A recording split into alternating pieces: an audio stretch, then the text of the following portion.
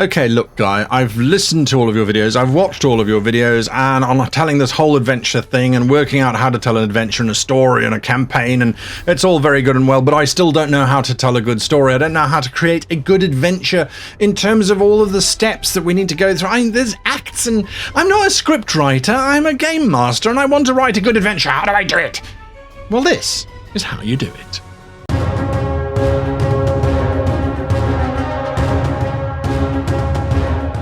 Hello and welcome to today's show. My name is Guy and we're going to be talking about how to create an adventure that works for you and how to look at your current adventures and figure out maybe why they're not working so well and make them better by simply correcting it and aligning it to the formula. Now, I'm not talking about the sentence, so I haven't brought the slide up yet because I need to warn you. I told this to a friend of mine, and after I had finished telling him this, now he's been a game master for a couple of years and he's been a player for a long time. He's playing in one of my games. He went, but that takes all the magic out of it. If I know those, that's the thing, that's the formula, I can see when it's not in the adventure, and then I can understand why the adventure's a bit boring or a little bit slow, or actually hate the adventure. I can understand that. So, I'm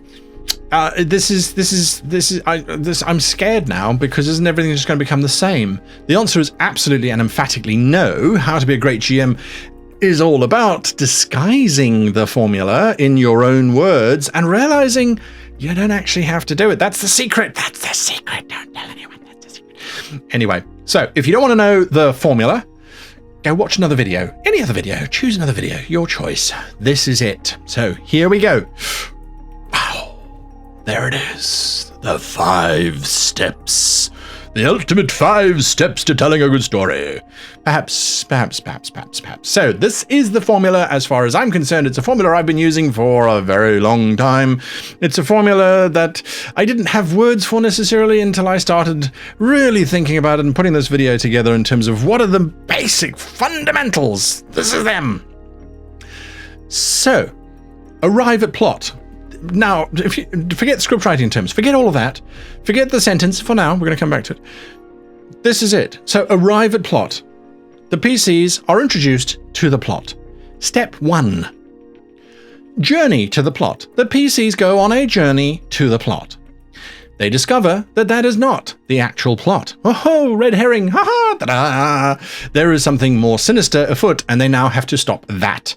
So they journey to that new plot. They get there, they find the evil, they then kill the plot and win. Ta-da!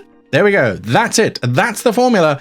If you apply this to your adventure, you will see why usually it's in this middle part, the journey to plot, discover not plot, journey to new plot. That's where a lot of adventures fall flat. They just become journey to kill bad. Game over, man. That's it. Very, very, very, very, very common mistake that I have seen. Sometimes we never get to the plot. It's like, what are we doing here, folks? We've been playing for hours and there is no obvious plot. Please give us a frickin' plot. So, these are the steps. So let's just use these very, very simply. And we're going to look at it. We're going to do something that I'm going to tell you next week not to do, but this video is for these demonstrations. So, arrive at plot. The PCs are standing in the courtroom and somebody assassinates the king in front of them with a poison dart. King dead. There is the plot. Who killed the king? Oh my goodness, it must be the assassin. Well, yes, obviously it was the assassin. The assassin has just hightailed it out of here and is now running through the streets of wherever, being chased by the inept city guard. The queen turns to the players and says, save, no, not save, he's dead already. What a pity, long live the new king. Queen, as a matter of fact. Nonetheless, please go and capture this assassin because it's very bad that he killed the king.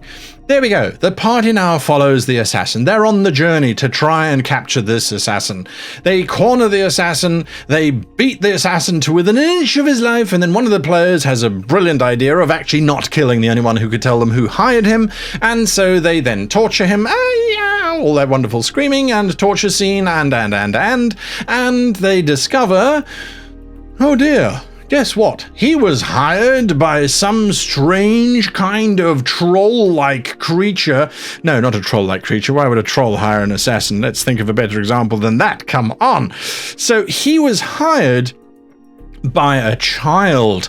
This little child offered him vast sums of money to assassinate the king. That's particularly weak. This child said that if he didn't assassinate the king, she was going to rip his heart out, and then she did that to someone standing next to him as proof in the purchase, basically. So he then went and killed the king. Where did the child come from? He doesn't know, but she had this very strange aroma of lilac. Does lilac have an scent? I think it does. Nonetheless, that's the clue that he gives to this party, that she smelled of lilac. There is a lilac flower that has been found on the king as well. Where did that come from? That came from the grandniece's whatever. So the party now goes off to go and find the grandniece. She's actually been abducted and is in a tower, so they journey to the tower, and inside of this tower, of course, they then discover that it was actually the queen all along, who was disguised as a little girl. She was never the daughter of the Grand Duchess. The Grand Duchess was a figment of reality or an illusion, or etc, etc, etc, etc. They kill the queen, they win the day, and the kingdom goes, yay! We are now a republic. Whatever. Nonetheless, a very simple journey, and by simply following these steps, we've created an adventure that has logic to it, it flows, and of course, it is not what it first seems. Now, that's a very, very, very banal way of saying this plot thing. There are more things to it than that, and we will test this story, we will develop this story, and we will move it forward, but we will stick to this formula, and we will discover that it will create the most interesting adventures that we can have. We can then apply the sentence to it. The queen wants to become the queen of the kingdom, but supreme ruler. How does she do it? She kills the king. Why is she having difficulty? Because the assassin was left alive. Well, first rule of assassination, always kill the assassins. So that's what we've got to do. Now we've got to use our pacing to just make sure that this works. Story, combat, story, or a riddle, and then combat. That's a good pacing to have when we talk about pacing. And by story, I mean NPC interactions, journey, overland stuff, dealing with riddles and puzzles and traps and things.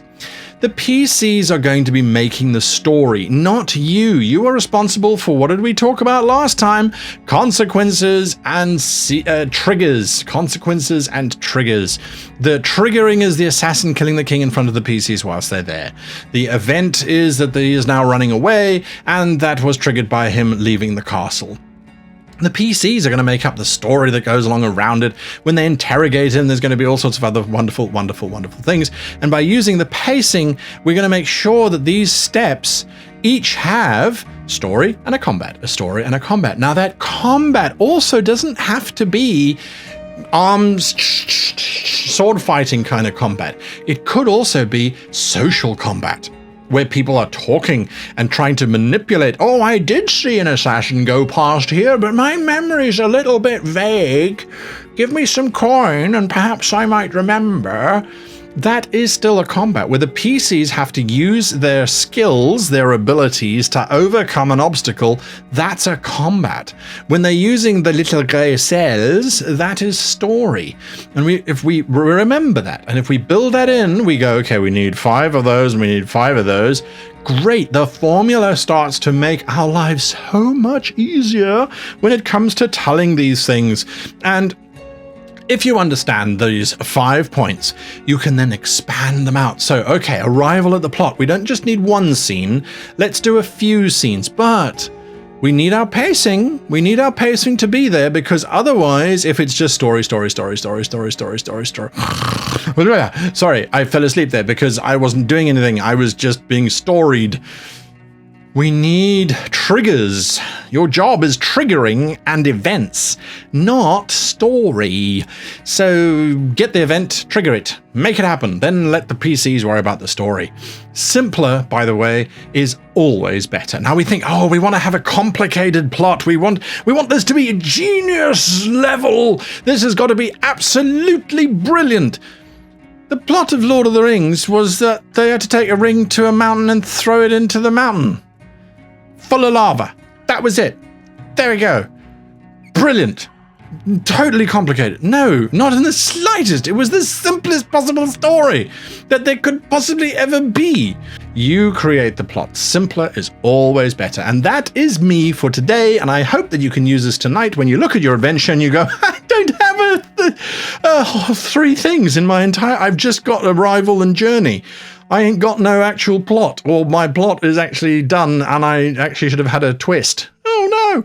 Anyway, you can now look at this, apply it to your game tonight or tomorrow or whenever the next time you are playing, and I guarantee you it will help make your game run that much better, and at the end the players will sit back and go, wow, that was cool. Anyway, until next time, I wish you and yours the very happiest of GMing. Join us on Facebook. You can find us there. We have a Facebook group that's open to the public, and we have a Patreon-only Facebook. If you are a patron and you haven't joined our Facebook and you are on Facebook, I suggest you join that. We really want to try and get conversations started and going there. There are certainly conversations there when someone does get something going, but we want more. We want more. So there will be more in the near future. So find us on Facebook if you can. And to each and every single one of those supporters, I say thank you.